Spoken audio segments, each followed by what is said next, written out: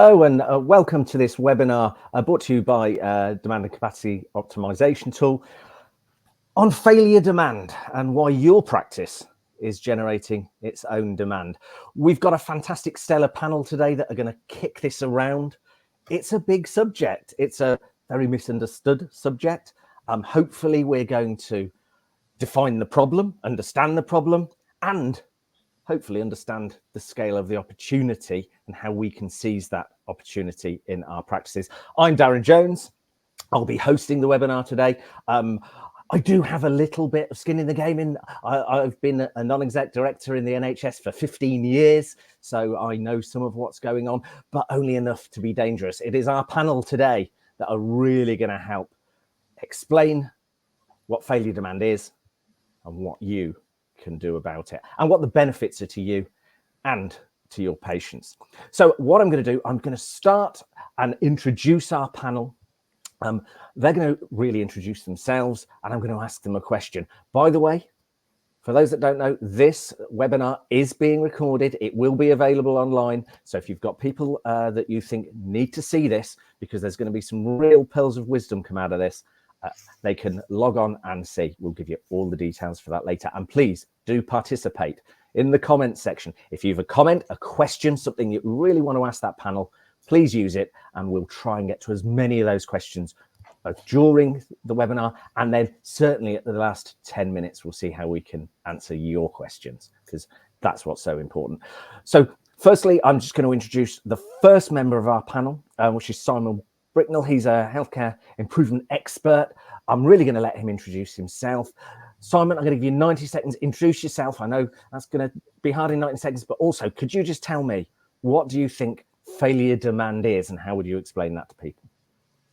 Hi, everyone. I'm Simon Bricknell. I'm the healthcare director for a company called Develop Consulting, non-clinical background. My previous experience before joining healthcare 20 years ago was working for Toyota motor manufacturers for both in the UK and Japan. So that's where my sort of lean expertise and change expertise comes from. Very proud to say I was part of the first productive series or program for improvement supporting the NHS, which is the Ward program. So that was, I think, the first program that put frontline staff at the heart of improvement. So I'm very proud to say I was part of that. And more recently part of the development team for the Productive General Practice Programme and the current GPIP programme that's being rolled out nationally.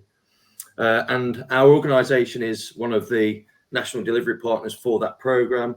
And we've supported about 3,500 practices in the last sort of 15 years. That's about 25,000 sessions where we've been in with practice staff, and we've worked with over 10,000 general practice staff in that time. Failure demand, I think what I would sort of class failure demand as in simplistic terms, Darren, is any demand that is caused as a result of failings, either by the practice or by the system. Okay, thank you for that, Simon. That was a very succinct definition. It's almost dictionary. That's great. Thank you for that. And we'll be back to Simon shortly with some more questions. Nick Downham is our next on the panel. Nick's an independent healthcare specialist and also in social care. Nick's been around the block. He's seen a few things. Nick, introduce yourself. Do you agree with Simon? Is that your definition? And what's your real big feelings on why failure demand isn't addressed?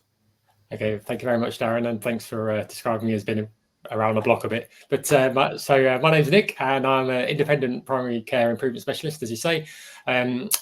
Fundamentally, I believe passionately in the role amazing public services play in helping people live healthy lives, and that's what my work centres around. And I do that by helping and specialising in helping primary care organisations directly and at scale, and in some of my teaching on clinical director leadership programmes, with the ever-present challenges of effectiveness, access, efficiency, fairness, and experience. And they're ever-present and felt, in practical terms by all practices I work in.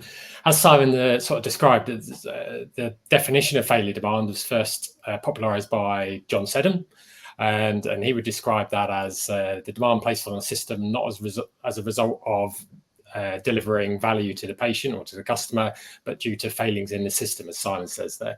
I suppose more specifically, we could add a little bit to that from a health and social care context, which would say we would describe it as demands caused by failings in the practice and wider system. So that's within practice and also the wider local system and secondary care system, such as communication issues, unreliable processes, sort of fragmentation, mistakes, missed opportunities, and I suppose more importantly, increased dependency, complexity and anxiety due to ineffective or lack of interventions and lack of time to spend with the person.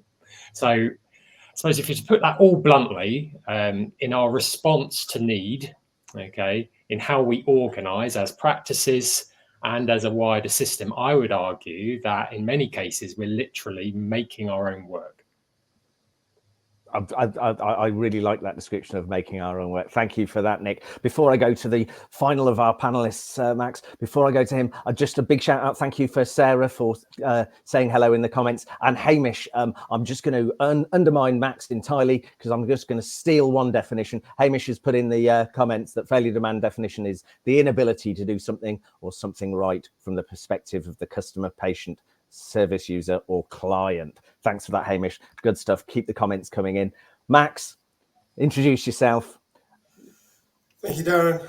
My name is Max Pardo-Oakes. I'm down here today as a communications expert, and I think that's because I tend to be talking to practices in advance of them carrying out improvement work in their practice, thinking about either the general practice improvement program or work that we do here today about the demand and capacity optimization tool. I've been working in general practice for more than 12 years now, and over that time, there's lots of change, lots of challenge that we've seen. Failure demand has become a bigger element of the challenge faced by practice, not one that I feel that is frequently referenced by practices themselves. So it'll be interesting in the conversation today to see how that plays out. I don't think there's a lot I can build on what Simon and Nick have already said. However, a couple of things that I think might be useful to point out about maybe what differentiates failure demand from, or maybe what really makes it unique in the general practice environment, is that lots of the times it can manifest itself in the practice becoming busy fools. They're often doing work that is either bringing work back on themselves, which is, of course, failure demand. The practice feels like it's busy, it feels like it's doing the right things, but actually that can be failure demand. And that's super frustrating for practices, and it often wears them down and causes grit in the system, and it can be very demoralizing for staff. So that is an element of failure demand that I think we see. And of course, another big thing about failure demand is to resolve it may not require the additional clinical resource, which of course is so scarce. And so those things make it quite unique in the opportunity that exists in and around failure demand. Thank you for that, Max. I think the panel's already sort of demonstrated there that this generating of its own demand is putting pressures on practice. Well, what do we get from that? We get difficulties with appointments, we get worse health outcomes for our patients, but we get pressure and stress on the teams that are working in the GP practice. These are all things that we could potentially eliminate, couldn't we? Well, that's what we're going to go on and discover through the course of the rest of this webinar. Can we do something about it? Well, I've got a view on if you are going to change something, if you are going to understand something, you've got to measure it and track it first. So I'm going to go first to you, Simon Bricknell. What do you see that practices currently track or even understand where failure demand is occurring within that practice? Yeah, it's an interesting one, Darren, because quite often we see that practices are just unable to capture in a meaningful way what is actually happening with regards to failure demand. So for example, there might be instances that happen every day where a GP, for example, is thinking, well, I shouldn't be seeing this patient, or why have I not got the right things to hand?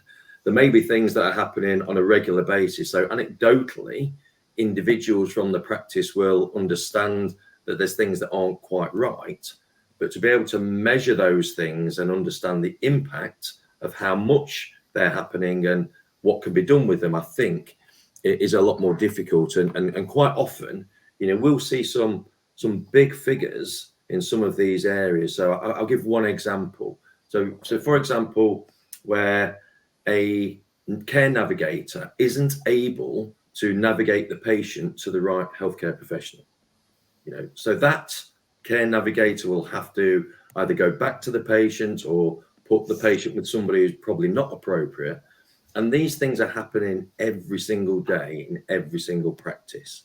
So in answer to your question, I think firstly, it's really hard, and quite often a practice isn't measuring or even understanding their amount of failure demand.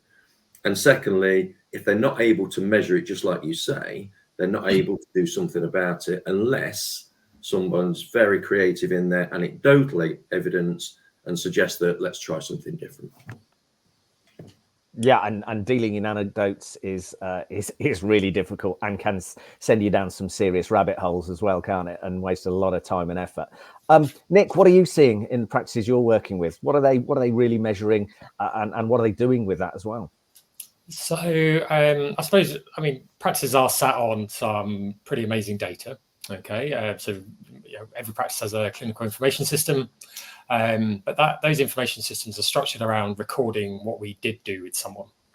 Okay, so recording a history. They don't really tell you perhaps what you should have done. Okay, and they don't really help you sort of question or reflect upon the effectiveness of work. Okay, not without some very complicated queries and some pretty manual work to sort of case map and work through. So you have to begin from a different place. You have to start thinking about a different way of asking different questions of your work, okay, and begin to help practices critique and reflect upon the interactions and where those interactions have come from. So why is this person calling? Is this out of the blue? Is this a new presentation, or have actually we worked with this person before and we've just been ineffective in how we responded with them? And is that something you're actually seeing practices do, or something they should do? Not without help, I suppose. No, I've not seen many practices do that. Yeah. The general response would be, the general response to a productivity or workload challenge is to try and work harder, right? Work harder and longer, which is what we're having in this wonderful election cycle. Politicians shouting we should do, which is. Wherever you're sat in the health service or social care service, the entire system is propped up on professionals' hard work and vigilance. Okay, but there's a limit to that, isn't there? In terms of that kind of discretionary effort and working through your lunch and working at your weekends and so on. So we can't continue to just carry on just doing stuff, doing more activity, because activity doesn't necessarily mean we're meeting need. So practices need help to reflect and challenge their own work in order to distinguish whether or not an ineffective way of working is actually created this work in the first place, rather than just carrying on trying to hit it with like a brute force effort and just trying to do more work. Thanks, Nick. Max, in your work where you've been working with NHS England programs, you've been looking at putting DCOT into practices. These are pressured practices. What do you see before they use something like DCOT? What do you see them actually recording and therefore using to guide their improvements? Thanks, Darren. And just for those on the call, DCOT is the shorthand that we use for the demand and capacity optimization tool. I think often practices have got a real belief and a real belief in the value and the strength of their clinical system data. And Nick's kind of referenced that already, is to say that there is a lot of data in there. It is very strong in some places, but just by the pure nature of what clinical system's designed to do, it's not going to capture and answer all the questions you might have about, firstly, real world demand, but also where things don't go right. And so I think because practices have that strong belief in their clinical system data, they often don't believe that data sets exist beyond it, or that they're able to think around how they might capture other sources of data and what they might not be looking at or considering about what's happening in their practice. So that has a big impact for practices. We tend to find that in advance of doing an improvement program, practices typically aren't referencing failure demand. I don't think it's part of their day-to-day vernacular, and I don't think it's part of their day-to-day improvement thought process. And that's probably because there's not an easy way to track it as things stand. And therefore, you can't consistently say, well, we've had 5%, 10%, 20% failure demand this week, day or month. And that makes things really hard to think about when you're going to go and do the improvement activity around it, and also to get the buy-in not only from your practice staff but from other stakeholders as well. And so that does make things really challenging for practices. A couple of references that we've already had have been to using the brute force of workforce, of doing more.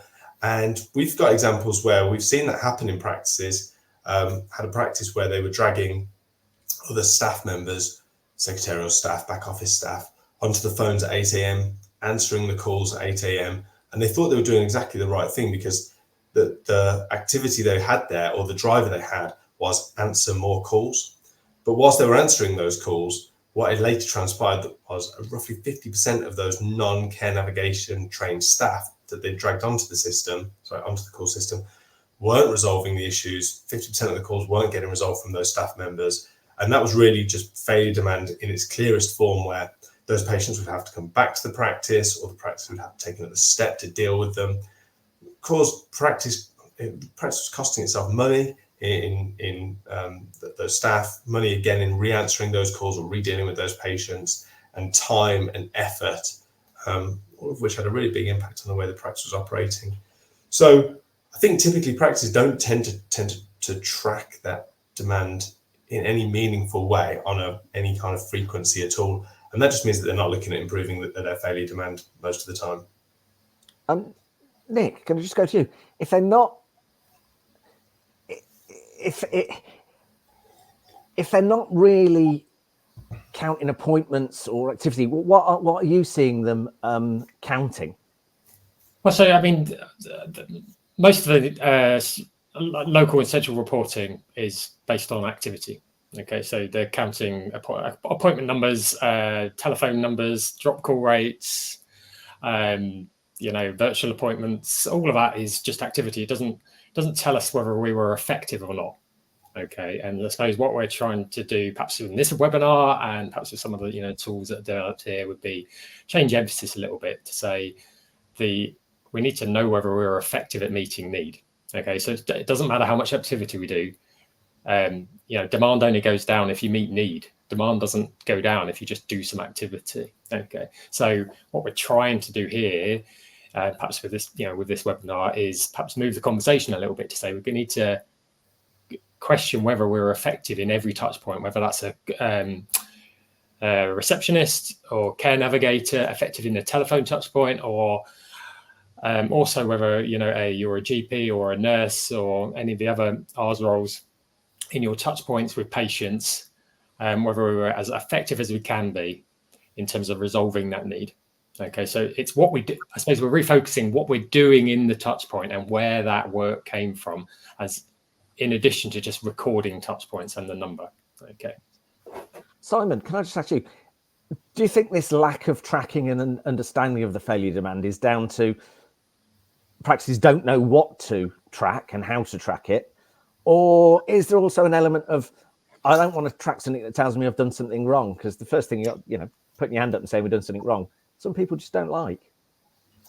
Yeah, there's definitely an element of that, Darren, and quite often we'll hear certainly in the health and care sector about measurement for judgment rather than measurement for improvement. And there's a cultural issue there around how we can get people to really feel comfortable with having data or evidence that would suggest that they're not doing as well as they could or should be doing. And so there's definitely, I think, a cultural thing around being able to support practices, organizations, larger organizations, leaders, to not blame people and use this information in a positive way to start to think, what are the things that we can change that's going to improve? And that isn't a light switch. That's not going to change overnight. So I think we need to keep chipping away at that. And certainly when we're in the practices, quite often we'll see things that have just evolved over time, or they're set in the ways of doing something. So quite often when we're working with practices, certainly with the General Practice Improvement Programme as a national support offer, quite often we'll get the practices, okay, they've got to take a bit of time out of their busy day, but to have the experts that work in those processes and in those practices to be able to take a step back and look at how things are done, to be able to see where things aren't quite as good as you could be, with the support then to be able to change some of those things. But more importantly, going back to your first point, which is, okay, if we're here and we've made a change, how do we measure whether or not that change has worked in the right areas? And that's something that I think we're trying to get further along from a historical blame culture into more this culture of measurement for improvement. Right. Thank you for that, Simon. And I'm a lover of data, and I think even the best in the world can learn something from data. When you think, I'm a Formula One fan, that there's a man sat behind a computer tells Lewis Hamilton how to take a corner faster, I think is wonderful. And that's the example of everybody should be using data, even the best in the world. Hamish has put another comment in there, and he's really talked about the mindset of GP practices and how doing more work seems this virtuous thing, but actually it just reduces capacity and makes people say we've got even less capacity and we could do with even more cash. So yeah, I think Hamish has put it great. If people do want to look in the comments, they'll see that there. Thanks for your input there, Hamish. If we can just sort of move on.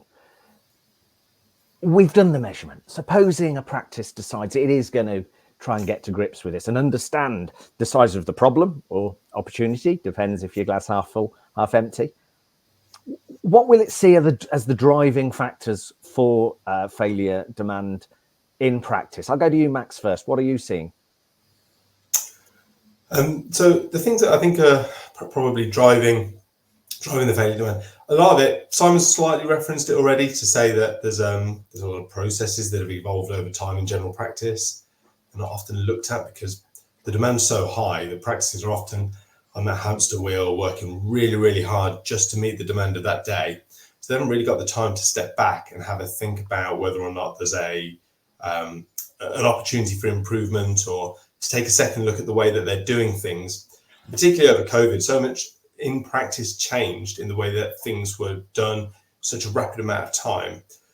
They're not necessarily always right in the present day for how things could be done most effectively or most efficiently.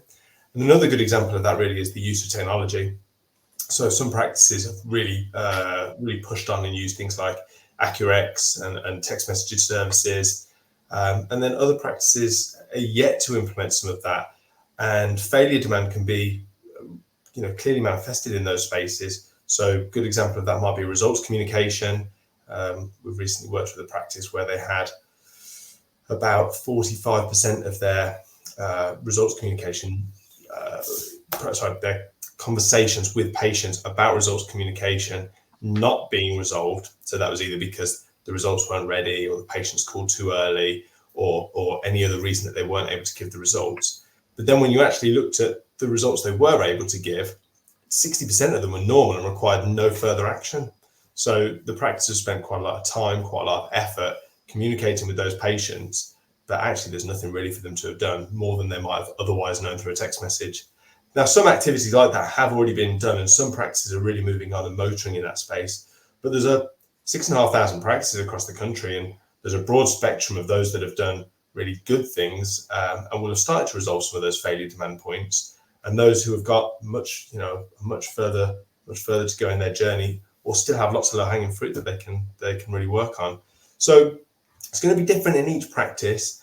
I think the ability of a practice to take some time back, look at where the things might not be working as well as they could be, identify where failure demand might be happening in their practice, and then use some data to try and track that and really contextualize what the value in focusing on that area might be, and then find the time to implement some improvements, which is all challenging, but it all yields good results. And as I said at the start, often without requiring additional clinical resource. Thanks, Max. Nick, if I can come to you, same sort of question around what are you seeing as the driving factor, but I'll just throw you a bit of a curveball while I'm at it because I can, the joy of being the host. Max just mentioned putting in new IT systems and that. I've, in my many years in many industries, seen that quite a lot of IT systems actually drive even more failure demand. because if you don't understand that first and then you put an IT system in, it accelerates that. Are you seeing that? And what other drivers are you seeing in the practices? Okay, so just to sort of frame the scale of that problem then, right? Yeah. So both the IT side and also the sort of general scale. I think we've got a slide which sort of shows perhaps how big this might be. And I think this is an opportunity, right? I'm a glass half full kind of guy, so this is an opportunity kind of slide. So this is data from a relatively large practice, and what you can see there is this is sort of a graphical description of 100 appointments, perhaps, and it was created out of a sample size of 599 appointments. But you can see there that the practice categorized that 19% of all their demand was failure demand. Okay, so enormous when you think about that. So if you think about a typical practice, say they might be doing they might have 300 appointments a week, perhaps, or something like that. Sort of medium-sized practice. That 19% would be 3,800 appointments a year. Okay, just that 19%. It's enormous. Okay, now as you can see by the pictorial there, some of that's as a direct result of practice failure demand, but of course practices are parts and parcel of a wider system of health and social care. So what we can see there is some of it is failure demand, is secondary care derived, and some of it is from a wider system as well. Okay, so we can't, you've got to be careful to sort of not assume this is all practice stuff. Practice is greatly affected by its local system as well. But that's a really big figure, and even perhaps a small percentage of that makes an enormous difference. Okay, in terms of sources or where this perhaps might come from, a couple of some real practical examples, and these go from sort of like local level to quite big issues. Okay, so for example, Max has talked quite a bit about telephone demand. So any point we don't have first contact resolution, any point we don't resolve or meet the need of that call, and we ask someone to come back, that's generating another touch point, right? So that's a really good signal that sort of failure demand might be happening. Quite often we have patients seeking or requesting an additional appointment because they were anxious or unsure about next steps. That's failure demand. Okay, perhaps we have patients or we had to request an additional appointment with someone because we didn't have the right information about them beforehand. Okay, or perhaps we're having to see someone more often because they're escalating in their needs, because of delays either between our own system, so a delay in getting them an appointment, or perhaps delays elsewhere in the local system. Okay, or even it's getting into, we've got a very real pressure, and this affects a high proportion of appointments. We also have things like medical legal pressures driving over treatment, defensive medicine. Okay, so they're examples. Some of it's quite concise, some of it's quite big issues, but they're within the control of practices and definitely of local systems. Okay, so going back to my earlier point in terms of perhaps how this, the drivers of this, and linking on to perhaps IT as well. Okay, activity is not the same as meeting need. Okay, so demand only goes down when we meet need fundamentally. Okay. We've got to be careful. I'm fairly agnostic with data systems, especially sort of things like triage systems and so on. We've got to be careful. New data systems and new electronic systems don't cloud our ability to understand and hold the picture of need for the patient. Okay, so quite often, if we're touching people more often, perhaps through a triage system, we might lose the picture of that person, especially if they're coming around in circles and we're under real pressure to make a decision in 15 seconds with someone. Okay, so we've just got to be careful. We can tinker all we like around the edges with, perhaps shiny new things and big systems, but we've got to be very, very careful we don't lose the picture of the patient. Okay, as we do that, because that's going to drive failure demand as we go on. Okay. Thanks, Nick. Simon, what are you seeing as the driving factors in all the practices you've been working with? And if we can just touch on something that Nick said there, how much of this is in the system? How much is this in the gift of the GP practice? How much do we need to be looking to ICBs or NHS England? Where's the driving forces coming from? Yeah, I think, again, we've sort of mentioned a few examples, haven't we? I think some of the more sort of internal sort of issues within a practice tend to be around these processes have never really been changed over time, where people have got the ability to look at where they're bringing things, that some of the examples we've heard about, where they're bringing demand back on themselves. So I think there's still a lot of things that aren't massive changes that practices can work through, things like training, things like looking at how they can reduce some of the waste that's in their process to improve not only their working lives, but also the effect of this issue of bringing demand back on itself. I think the other big thing for me is that there's a big focus on demand and capacity, not just in general practice, but across the wider system, and for obvious reasons. And you could almost argue we've been in a perfect storm for quite a while, where patient demand seems to be increasing, patients are living longer, etc., etc. But at the same time, if you look at patient satisfaction, then maybe that's not going in the right direction. So there's almost this perfect storm happening. But quite often we'll hear from practices that they'll say, well, yeah, but demand is demand. You know, it's not within our control to be able to do anything about that. And while we appreciate just how difficult that is and how it might seem, when we start to break down the elements of demand, certainly considering failure demand, we can start to see that some of that is within their control. Yes, some of it's within the system and some of it's within secondary care, etc. But if we can start to get some data on that, then we're armed with some evidence to be able to drive some change in those areas. But it's the practice specific and control that I think at the moment they're not quite aware of. I mean, if you think of things like avoidable appointments or appropriateness, whether you class that as failure demand or not, it's demand that can be improved by the practice going through a series of changes. You know, there is frequent attenders. Practices spend a lot of time looking at their frequent attenders, but we've seen evidence that actually failure demand increases across those group of patients. And so again, I think we need to be able to support the practices to understand there are elements of demand that they can reduce. There are also elements of demand that they can control.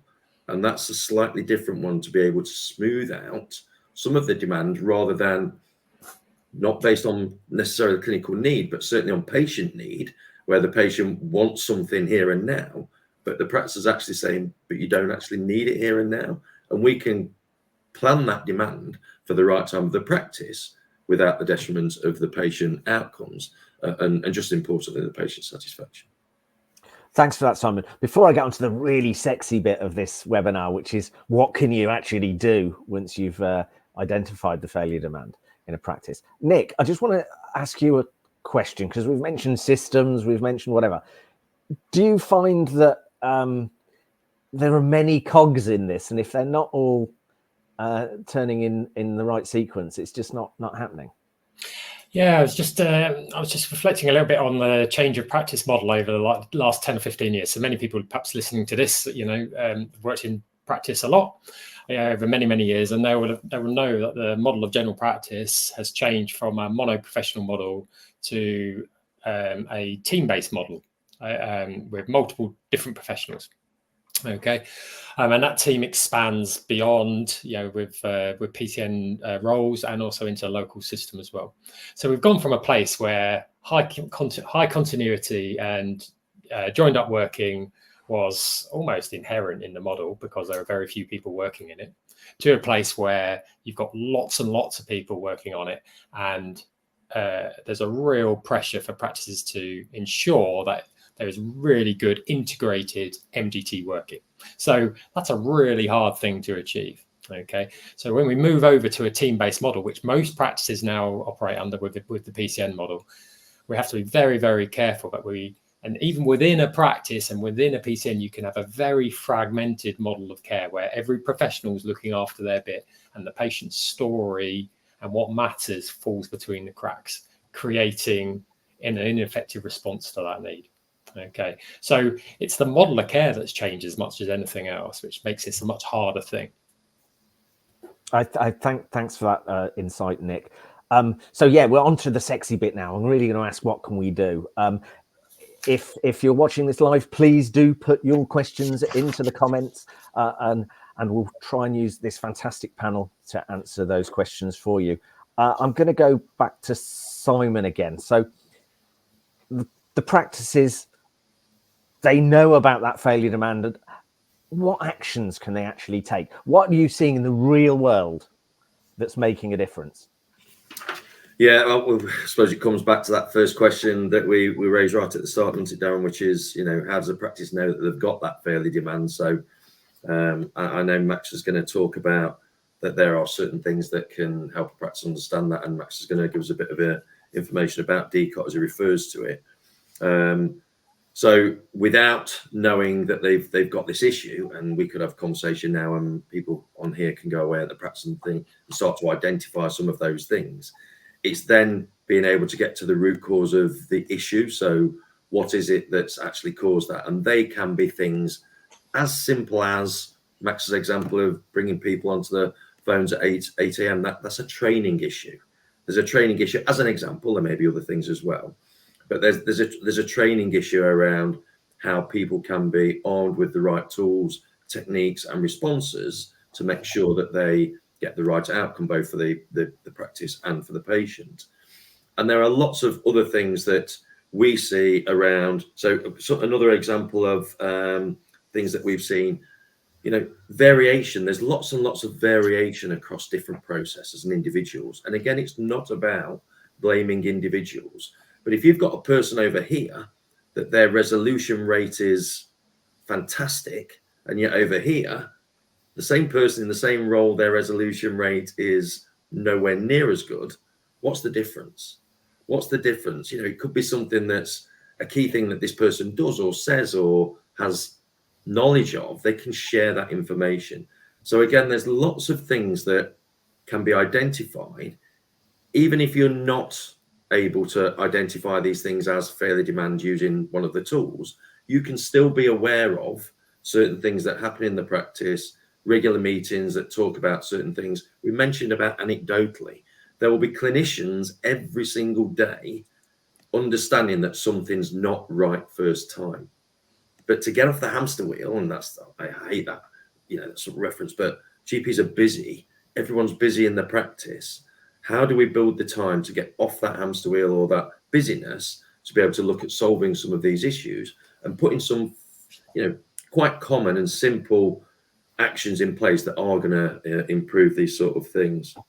And especially when we're thinking around avoidable appointments, and I think the figures we've seen is up to 30% of appointments actually seen by a GP could have been seen by others other than a GP. Well, how do we help and support a practice to make sure that the signposting is right, and what tools, techniques, offers can we provide the practices with to be able to not only understand what that figure is, but also, more importantly, the actions that they can take to improve those figures. Thank you for that, Max. I think you were going to chip in there. Yeah, Simon, I was just going to follow on from your point, to be honest, which is to say that sometimes language can be such an important point for a practice, such an easy point potentially as well to resolve. There's not necessarily a lot of cost or time associated with that, but a clear line of communication to the patient around exactly what they should expect as the next steps, managing their expectations on that, and then having a process in place behind it that meets the expectation you've then set with the patient. Those things don't necessarily cost money or a huge amount of time, but they can be a big reason why you've got a high variation between two clinicians seeing the same type of patients in the same practice at the same time, and one has a high resolution rate or a low recall rate and the other doesn't. And language is often overlooked by practices as a focus area or solution area. I think the key thing to all of this really, and we keep saying it time and time again, is you need to carve out the time to look at the way your practice works, because if you don't, you can guarantee nothing's going to change. Well, thank you for that, Max. I always reflect that in healthcare, we try and say diagnose early, treat quickly and actually find the time to go to the gym. And whether we do that in our organisations is another matter. Nick, I know you've got a lot to say on this, on when that practice really understands their failure demand, what can they do about it? Give us some little gems that people can take away. A couple more to just add to the list would be, I think fundamentally understand need, number one, right? So don't assume we understand the needs. There's a chronic misidentification of needs in our systems, especially as we're forced to label needs in certain ways to get stuff done. Okay. Concentrate on first contact resolution. So, making sure we're not having unnecessary double touch points. As Simon says, create a forum to begin to talk proactively about clinical variation in a safe space. So psychological safety really matters here. Okay.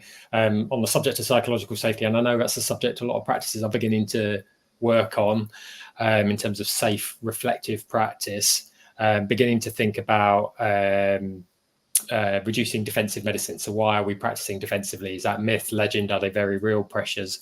And different clinicians have different thresholds for that kind of practice. Like I said, being careful with triage and access systems, making sure we don't cloud our need. Okay, our understanding of need, really good multi-morbidity planned care. So a lot of the time, the emphasis, both in practices and nationally, is on unplanned care.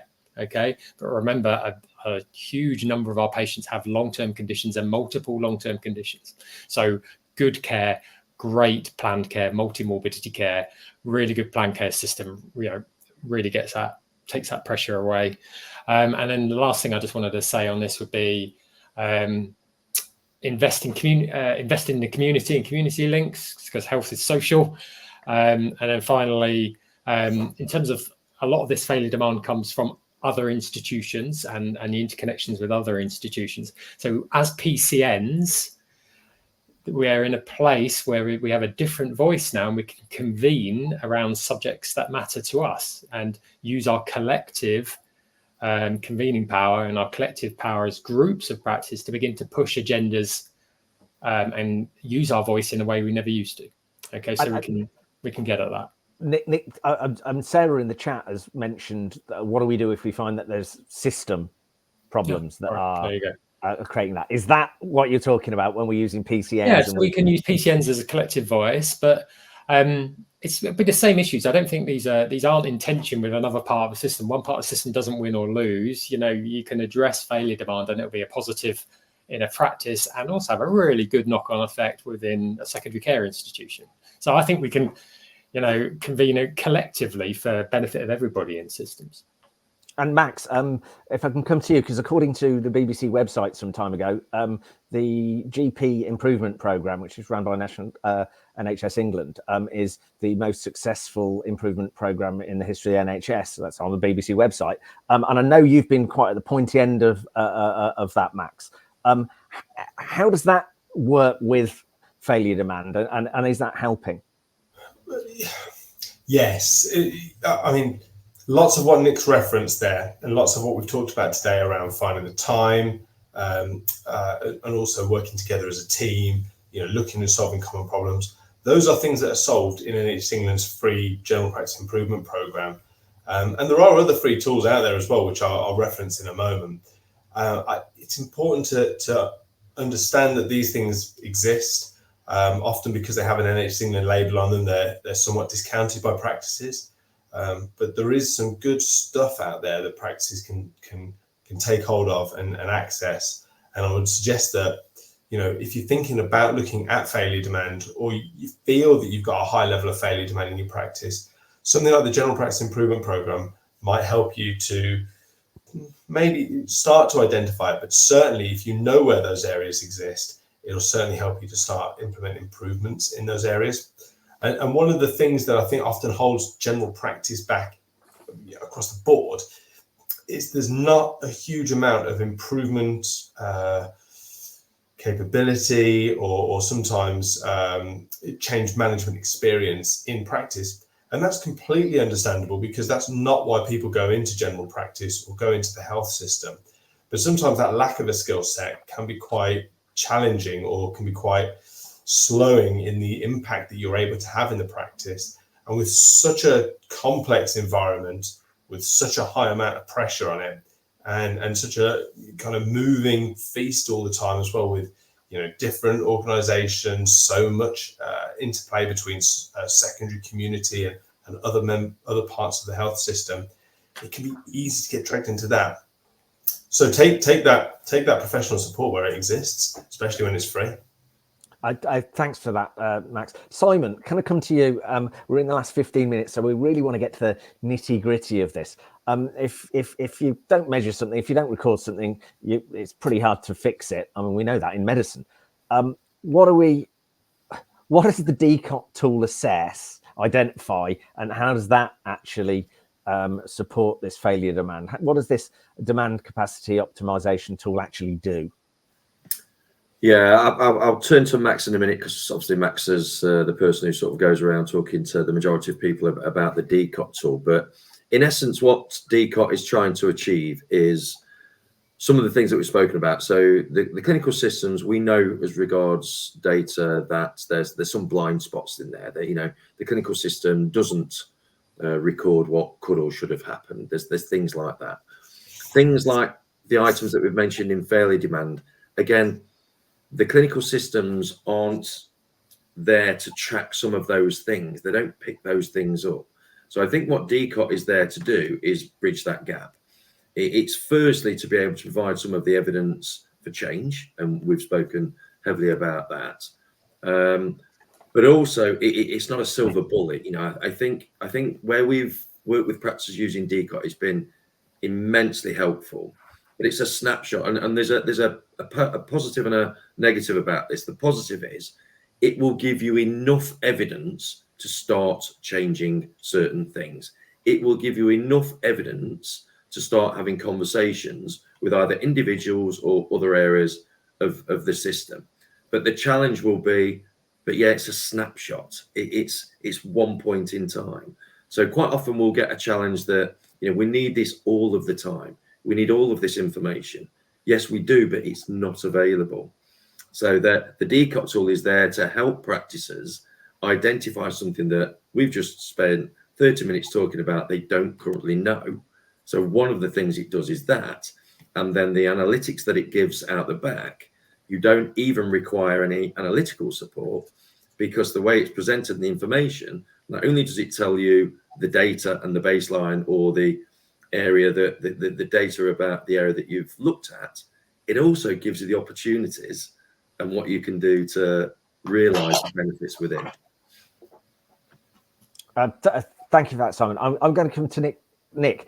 It's called a demand and capacity optimization tool. You've seen it actually being deployed in practices. So what are you seeing that it's actually delivering?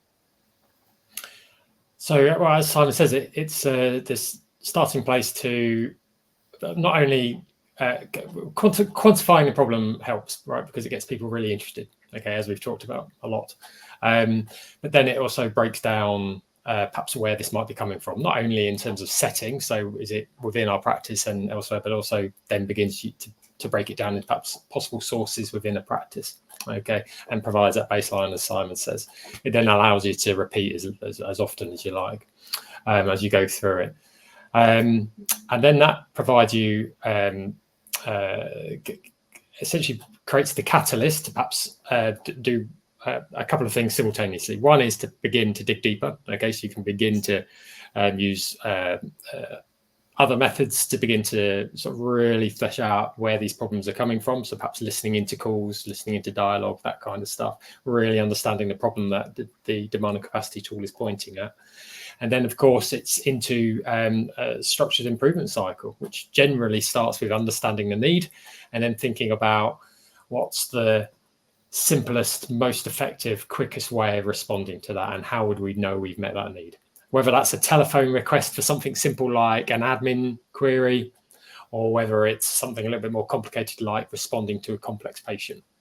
Okay, but it's the first step in trying to, I suppose, convene and narrow down where these problems might lie and change emphasis away from just trying to make stuff efficient. It's moving the emphasis to, are we even doing the right work? And Nick, are you seeing where you've seen this tool applied, that it's standard Pareto to a certain extent, that 80% of our time is being sucked out by 20% of the problems, and therefore this is what people, I'm sure, tuning into this want to hear, that there's some really quick and dramatic wins that they can get out of the other end once they've understood the problem. Yeah. So again, it goes to that sort of that hierarchy, right? There's so stuff that's a little bit more within practice's control is the kind of reception and access system of work, okay, and the admin workflows and so on. Okay, so that's tends to be where practices just start and build confidence. Not all practices, some practices go at the bigger stuff. I think where the real, again within practices control, where the real big ticket items are is in terms of high frequency users and how effective we are at those in the planned care system. And then also, as Simon touched on, things like the variability of patient looping.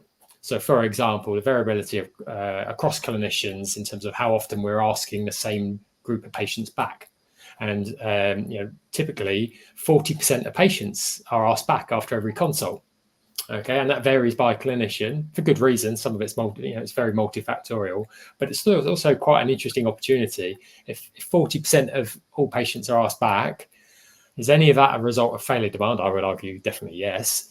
Does it vary by clinician? Yes, absolutely. Is some of that unwarranted? But yeah, absolutely. Who are the people best placed once you've given the information to begin to look at that? Absolutely, the clinicians in that practice, okay, because they are doing the work with some help, but they are doing the work, okay, and that's within the practice. That's all within. I think this is quite optimistic. This is all within our control. We've got more control than we think about, and sometimes it feels like a runaway train, but I think we can get at this stuff, and we do get at this stuff. And then, of course, as I've talked about, some of the more systemic issues caused by poor measurement, sometimes contracts which incentivize us to do the wrong work, okay, in a not particularly joined up fashion. All of that needs getting at too. Okay, and also but the collective voice of PCNs, I think, puts us in a different place to get at that, as I talked about before. Thanks, Nick. Just before I come to Max, just a reminder, those that are watching this live, get your questions in now. You've got this panel. Ask them your question. See what absolute gems they can give back. Max, describe how this DCOP tool does that and what it's identified and what you're seeing in that support for failure demand in your daily interactions with practices that are using it. Thanks, Darren. The tool it captures data with a practice over the course of a week. Simon referenced already that it's a snapshot for that week. The first thing to say really for how it helps a practice is you can't fix what you don't know about. And lots of the time, practices don't know that this failure demand's occurring. And the tool will help them to identify not every instance of where failure demand is happening in their practice, but it's going to help you find 6, 7, 8, 9 gems that are taking place and that you can kind of go and look at. Sometimes the resolutions to those things can be quite quick. There's a good example that I like to use that we've seen from the demand and capacity optimization tool, which is about the quality of pre-consultation information that's gone through to the clinical team. And actually, anecdotally, this is the stuff that grinds every day on the clinicians because it causes them, when they have poor pre-consultation information, it causes them to run late. It means that the consultations are less effective. They're not necessarily able to get the patients the right outcomes in the first instance, so then they have to bring them back. A perfect example of failure demand. And the tool has captured some practices where that's like 40% of all consultations taking place are doing so with less than good information, and those things are potentially quickly resolved, but when it's all anecdotal, people might just feel like it's the clinicians are moaning or that person's got an axe to grind, rather than having some hard data to back that up, through which the practice can then identify where those issues are occurring and put in measures that start to resolve it. That stuff's going to have a big impact. And it's not just an impact on the number of patients you can see or whether or not your clinicians run over, but there's other soft benefits to that work, which is your staff are going to feel better and more engaged because that daily grind has been, even though it may only have been reduced by 1% over the course of a year is going to be quite a big build. It's also going to have an effect on the care your patients are receiving, because again, hopefully they're getting more effective sessions. And this is just stuff that is every day for a practice, and that's one example of potentially dozens that the tool will highlight for a practice. And equally, you know, the issues aren't the same in every site. So some practices might be really struggling with that kind of thing, and then the next practice you go to might have it absolutely spot on. And that's the main thing to take away, really, is that every practice is different. We've got to look at the challenges that each practice is facing. They'll all have different failure demand points, but unless you know about them, you certainly won't be able to resolve them. Thanks for that, Max. And I just want to take you back on one thing you touched on, and that was time. I haven't got time to use this tool, have I? I can't spend a minute and a half inputting a load of data. So it's not a minute and a half for a start. So that's the main thing. Time's super challenged in practice. There's no denying it, and it's the biggest challenge we get to using things like the tool, and it's the biggest challenge we get in terms of carrying out improvement activity in general practice. Don't have the time to do it. Look, there's no simple answer to that. The reality is that the opportunities are massive. Potentially, like I think Nick referenced 3,800 practices earlier from one of the areas identified through failure demand. So the opportunities are really big, and in the long run, that's going to save you a lot of time.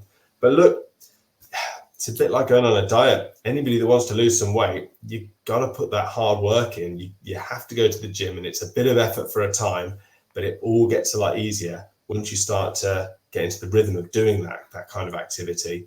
And once you can see the benefits, all of a sudden it becomes natural and you'll just want to do it. And that's what people find when they go to the gym. They get addicted to doing it.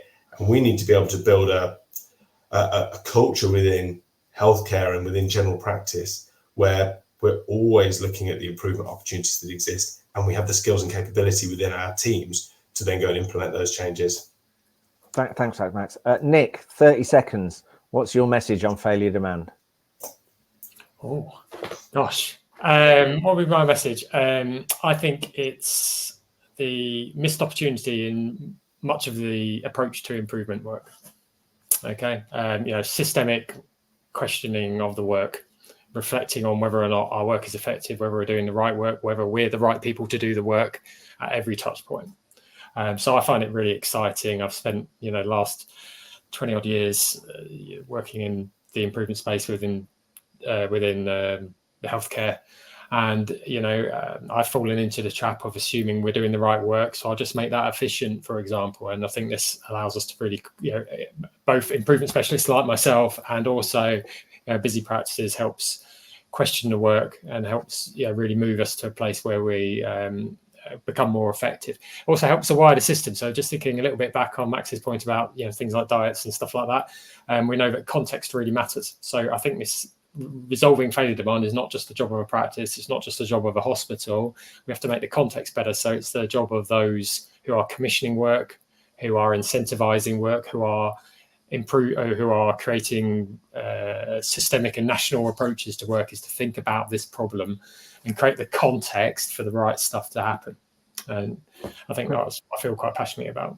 Thanks. The final words of the day are going to go to Max. Max, the demand and capacity optimization tool, how do people get it? Can they get funding for it? I think Sarah in the chat has asked. So this really is 30 seconds. Yeah, so if that's something that's interesting to you, if what you've heard today is an area you'd like to focus on going forward, and hopefully it is, different ICBs around the country have different funding models. Some are funding this kind of work, others it may not be, but the cost isn't particularly prohibitive. So if you're interested in this kind of thing, there'll be a follow-up email after today's session. Do open the conversation with us. We'd love to talk to you about it. Great. Thank you very much. We're putting a QR code up in the corner of the screen that people can, that will get you through to the tool and to Max. That's the end. It's been a great webinar. I know we'll be doing more of these on other subjects. I'd like to thank my fantastic panel of Simon, Max and Nick. I've been Darren Jones. You've been a great audience. Thank you for your questions. I hope We've given some pearls of wisdom, and I hope you see fit to try and measure your failure demand in your practice. Join us again. Thank you.